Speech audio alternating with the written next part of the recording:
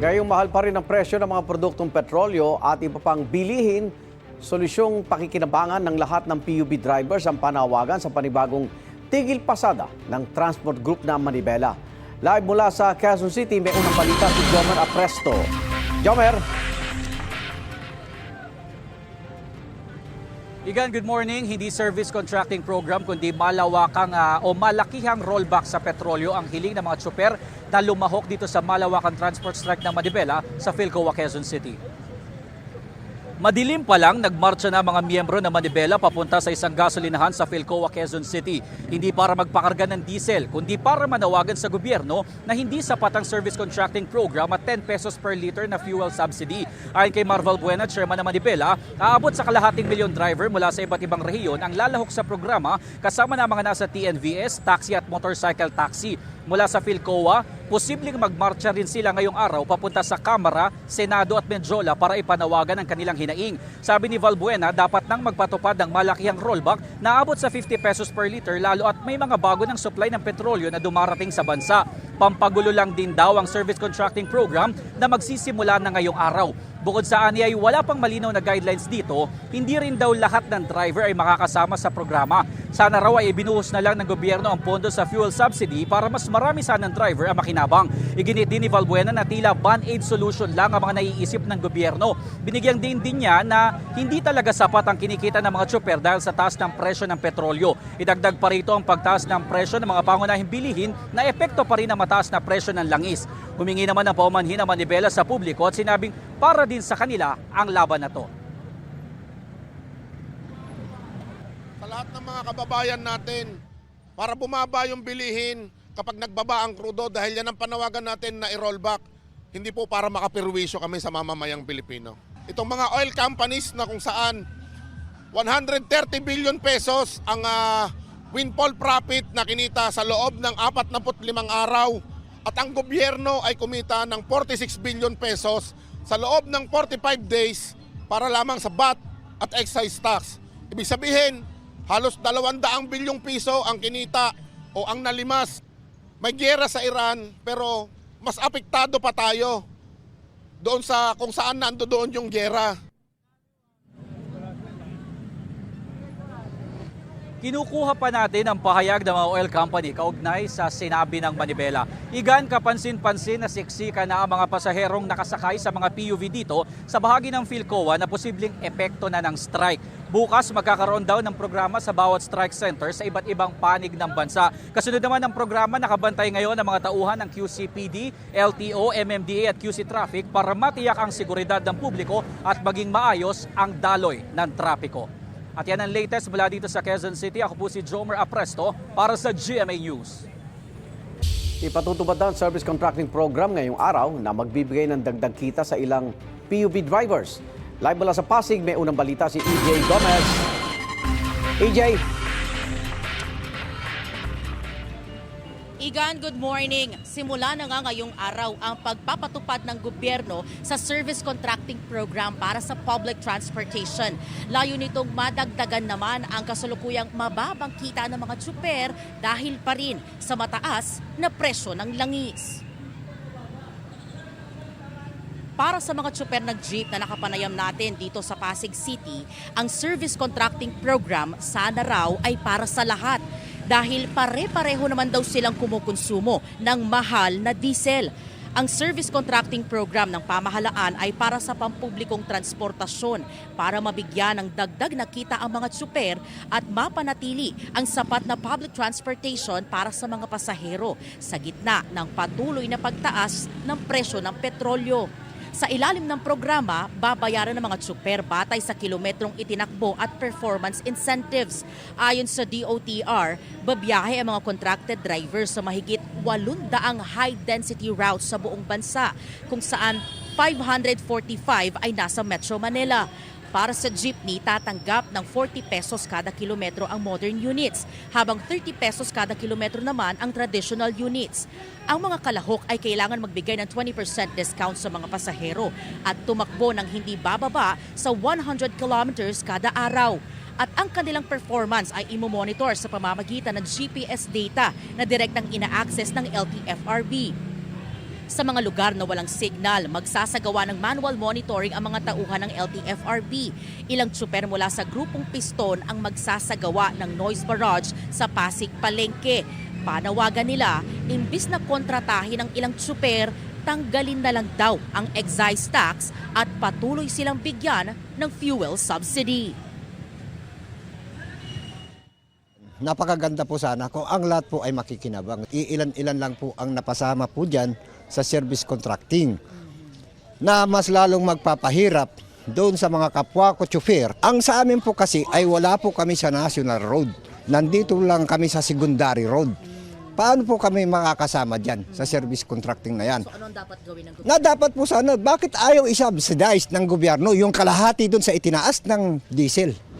Para pare-parehas po kami na makinabang. Hindi po kami sang-ayon doon. Ang ibinibigay kasi nila, ang liit lang na ang liit lang na halaga na kung saan hindi po sapat ang kikitain ng ating mga driver dahil sa diesel lang din napupunta. Ang dapat gawin, tanggalin ang excise tax sa langis, tanggalin yung IVAT, pababain ang presyo, i-roll back, ibalik ulit sa normal na 55 pesos ang per liter. Ginagawa ho namin ang noise barrage para iparating po sa kanya at ang aming mga hinaing na pababain yung presyo ng langis. Napakalaking sakripisyo po nito gawa ng wala na nga po kami kinikita, mas lalo kaming walang kakainin sa araw nito.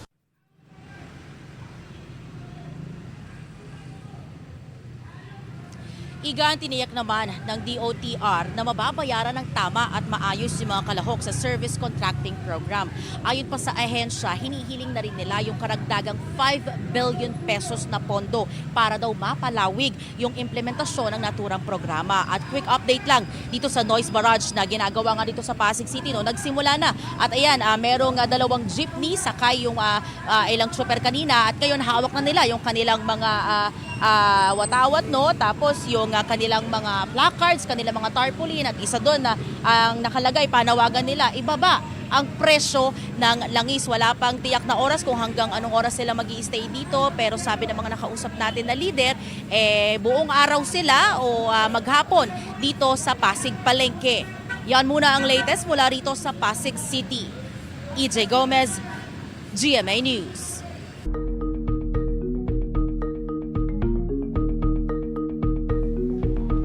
Pinisinta ng NBI ang resulta ng kanilang investigasyon sa mga acknowledgement receipt ng mga nakatanggap ng confidential funds ng Office of the Vice President at Department of Education noong kalihim pa nito si VP Sara Duterte.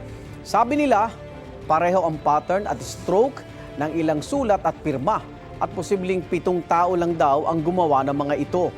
May unang balita si Rafi Tima. Sa pagharap ng mga taga-National Bureau of Investigation sa House Committee on Justice, iprinsinta nila ang resulta ng kanilang mga pagsusuri sa mga acknowledgement receipt na ipinapakita kung kanino napunta ang confidential fund ng DepEd noong kalihim pa si Vice President Sara Duterte pati sa Office of the Vice President. Kabilang sa mga inimbestigahan nila ang mga pattern at stroke ng mga pirma at sulat sa mga resibong ito. Gaya ni Sally Rendon at Sheila Dado na pareho ang pirma pero magkaiba ang pangalan at sulat. Ang 4 naman na individual na ito, magkakaiba ang pangalan pero magkakamukha rin ang pirma. Sabi ng NBI, halos pareho ang stroke ng mga pirma pati ang manner of execution nito. Sa resibo ni Annalisa Zinio at Ken Naso, iisang tao lang daw ang nagsulat ng petsa ayon pa rin sa NBI. Yung patterns po of the letters and the figures dun sa handwritten dates reveal significant similarities din po, indicating that they were written by one and the same person.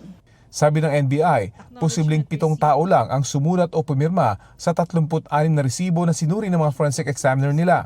Based on the examination conducted, there were groups of acknowledgement receipts that were written by the same person. 7 magkakagrupo po na bawat grupo, 1 tao lang ang sumulat. Aabot daw sa mahigit 4,000 ang mga resibo ng confidential funds noon ng bise, pero 36 na resibo lang ang sinuri nila sa opisina ng Commission on Audit. Ito lang daw ang pinili at binigay sa kanila noon ng Kamara. It was technically randomly given for purposes of examination. Some of them were not submitted for examination because there's a duplication already. Kinwestiyon noong nakarang taon ng mga mababata sa mga resibo ng confidential funds, kabilang na ang nakapangalan sa isang Mary Grace Piatos. Muling sinabi ng Philippine Statistics Authority o PSA na wala itong record ng kapanganakan, kamatayan o kasal. Maging ang mga pangalang Kokoy Villamin at Milka Sikuya. Nasa mahigit 2,000 pangalan ang pinaberipika ng Kamara sa PSA at mahigit 1,000 rito ang mga walang record ng kapanganakan, kamatayan o kasal. So ibig sabihin it's almost next to impossible na makita ba yung mga taong yan kung non-existent o existent yan. No? Sir, as I've mentioned po, limited yung information because it's only the name. So I cannot say na 100% accurate yung negative results po. Pagkatapos namang tumistigo ni Remil Madriaga, nagsagawa ng manifestation si Representative Paulo Marcoleta para questionin ang kredibilidad ni Madriaga. The testimony is entirely uncorroborated and rests solely on the word of a detained criminal suspect. You are touching on the credibility again. But And this is about It has been amply discussed, Honorable Marcoleta, that even suspects are presumed innocent. Hindi pa po convicted si Ramil Madriaga and he is entitled to that presumption. Ano lang po ang pwede kong sabihin, ma'am? Anything that is about, Ang that is nangyayari kasi contained dito, in the affidavit. Ang gusto lang pong mapakinggan dito kay kung ano lang naayon sa mga miyembro dito. Paano po yung mga posisyon naman na nasa kabila? Pinaalala kay Marcoleta na maaari lang niya itong gawin sa mismong trial at hindi sa pagdinig ng komite, kaya pina-strike out ang kanyang mga komento mula sa records ng pagdinig. Madam Chair, I move to strike out from the records the remarks of Representative Marcoleta There is a pertaining to the motion to credibility strike of the out from witness. the record pertaining to the statements pertaining to the credibility of the witness. Is there any second? Same has been seconded. Any objection? Hearing none, the motion is approved. Please strike out from the record all statements of the Honorable Marcoleta pertaining to the credibility of resource person Ramil Madriaga. Baka po walang matira doon, mama. Sana yung final lang kasi Please Wala understand at that least the issues Filipino concerning people are watching kahit credibility na pina-strike out niyo yung mga must be statements ko. raised in the trial. Sa pahayag naman ng kampo ni Vice President Sara Duterte, sinabi nila na napatunayan lang ng mga naganap sa Kamara na weakest link si Madriaga sa impeachment case. Hindi raw nito nasagot ang mga ebidensyang iniharap ng bise sa reklamong perjury laban kay Madriaga na nagpapakitang siya isang fraud.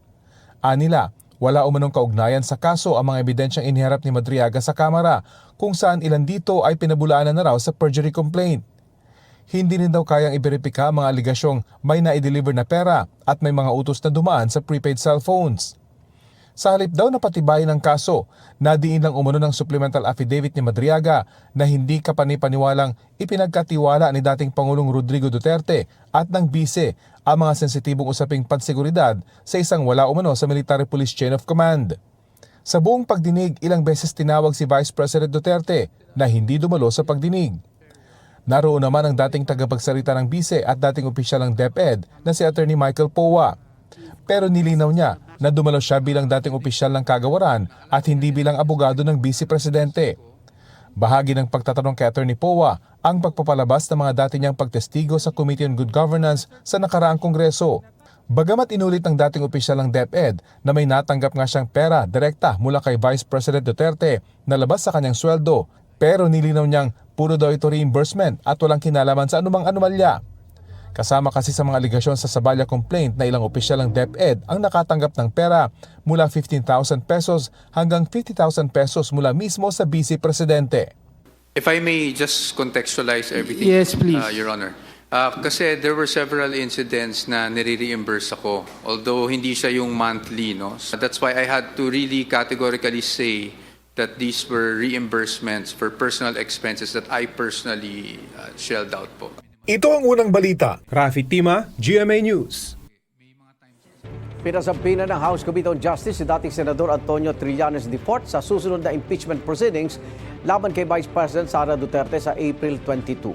Sabi ni Senior Deputy Minority Leader Laila De Lima, Mahalaga ang mga pahayag ni Trillanes dahil kabilang sa mga binanggit sa ikatlong impeachment complaint kaugnay sa mga umunoy hindi maipaliwanag na yaman ng bise. Ipinasabpi na rin ng komite ang Anti-Money Laundering Council para ilabas ang lahat ng bank transactions ni BP Duterte at ng kanyang asawang si Atty. Mans Carpio mula 2006 hanggang 2025. Ang umano'y hindi pagdeklara ni Duterte ng lahat ng yaman sa kanyang Statement of Assets, Liabilities and Net Worth o SALN ang isa sa mga ipinunto sa impeachment complaints laban sa kanya. Nauna nang sinabi ng bise na pag-abuso sa kapangyarihan ang pagpansabina sa financial records nila ng kanyang asawa.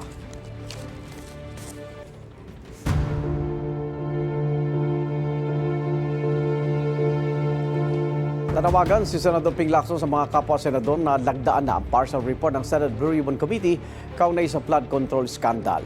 Sa panayam sa Super Radio DCWB, sinabi ni Lacson na bukod sa kanya, tanging sina Senador Bam Aquino, Kiko Pangilinan at Risa Ontiveros pa lang ang pumirma sa ulat. 9 na pirma ang kailangan para maiakyat sa Senate plenary ang partial report at mapagdebatihan. Posible raw ma-archive ang report kung hindi makalikom ng sapat na bilang ng pirma bago mag-adjourn ng Kongreso sa Hunyo.